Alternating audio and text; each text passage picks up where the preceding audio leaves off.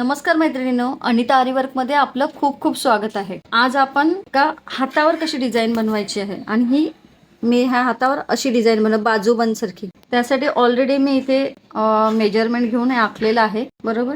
ह्याचा मिडल काढलेला आहे।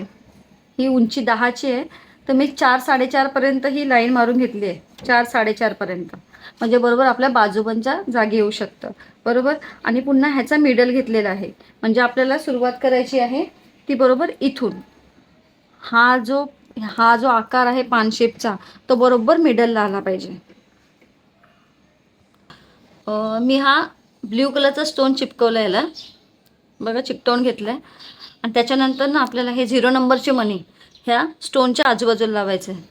तर चला सुरुवात करूया। बघा, कधीही पानशेप सुरुवात करताना पानशेपचा हा वरची बाजू असते ना, तिथून सुरुवात करायची असं मणी लावायला।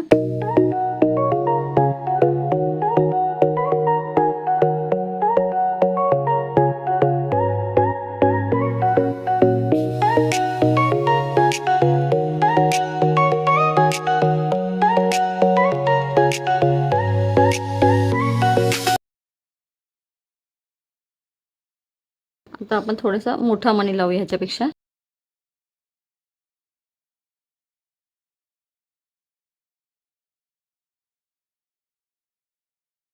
मी ज्या तुम्हाला डिझाईन दाखवते ना, फक्त माझा हेतू एकच असतो की तुम्ही थोडक्यात म्हणजे छोट्या मण्यांच्या आधारे, छोट्या गोष्टीच्या आधारे तुम्ही 1,500-2 हजारापर्यंत ब्लाऊज आरामात बनवू शकता। तर जे आपलं बेसिक नॉलेज असतं ना, त्या बेसिक नॉलेजवर तुम्ही 1,500 ते 2 हजारापर्यंत ब्लाऊज आरामात बनवू शकता। फक्त थोडी प्रॅक्टिस लागते आणि स्वतःचा कॉन्फिडन्स।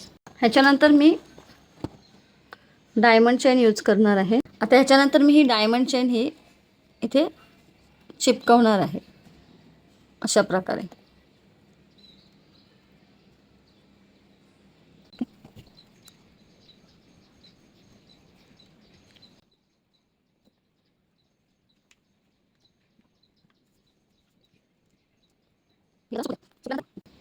आता ही डायमंड चेन ही जरा सुकून द्या।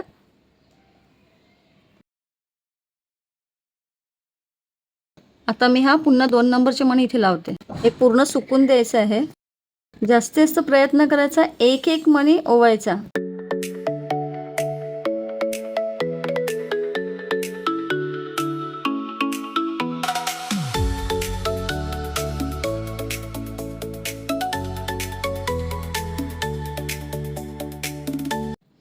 तर आपण पुन्हा एकदम 0 मणी घेतलेत आणि ह्या पान शेपचा आपण एंड करायचा आहे।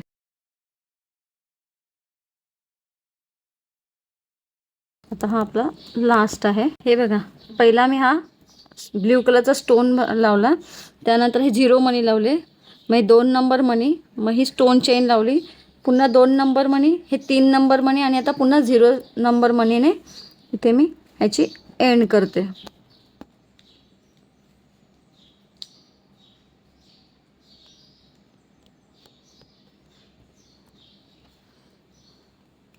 अशा प्रकारे आपण हा पानशेप बनवून घेतला आहे। आता आपल्याला बाजूला पण डिझाईन करायची आहे, पण ती आपण बघायची पुढच्या नेक्स्ट भागात, भाग दुसऱ्यामध्ये। जर व्हिडिओ आवडला असेल तर नक्की लाईक, शेअर आणि सबस्क्राईब करा आणि भेटूया भाग दुसऱ्यामध्ये आपला हा पूर्ण ब्लाऊज बनवून।